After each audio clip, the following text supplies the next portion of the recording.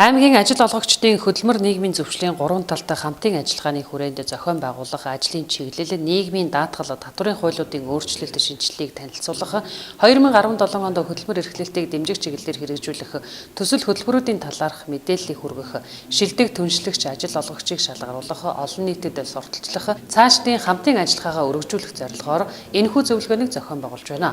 Нөгөө талаар 2017 онд эрүүл мэндийн даатгалын байгууллага үүсч хөгжсөний 75 жилийн ойг тохиолдуулаад нэлээдгүй хэдэн ажил зохион байгуулж байгаа. Тэрний нэг нь ажил олгогчдод хууль эрх зүйн мэдээлэл олгох, даатгалтай ирээдүйд 75 хоногийн аян зэрэг сургалт мэдээллийн чиглэлийн голчлон ажлуудыг зохион байгуулсан. Энэ удаагийн ажил бол ажил олгогч нартай зориулсан нийгмийн даатгал болоод бусад байгууллагуудтай хамтарсан мэдээллүүдийг ажил олгогчдод олгох гол зорилго бүхий юм зөвлөгөө болж байгаа. Ховд аймгийн хэмжээнд төрийн 211, хувийн хвшлийн 478 ажил олгогч ажилдаг байна. Тэгвэл энэ удаагийн зөвлөгөөнд тэдний төлөөлөл болсон 120 гаруй ажил олгогчид оролцож байна.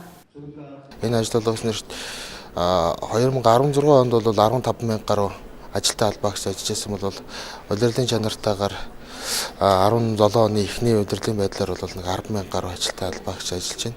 Сайн дурын даатгалд нэг 4,000 гаруйтай нийтдээ нийгэм даатгалд хамрагдсан бол нэг 14,000 гаруй албаагчд байгаа. Энэ нь бол одоо барилга улирлын чанартай ажилладаг байгууллагууд ихлэхээр бол энэ даатгалагчдын тоо бол сар тутам нэмэгдэн явдаг юм онцлогтой юм байнамаа.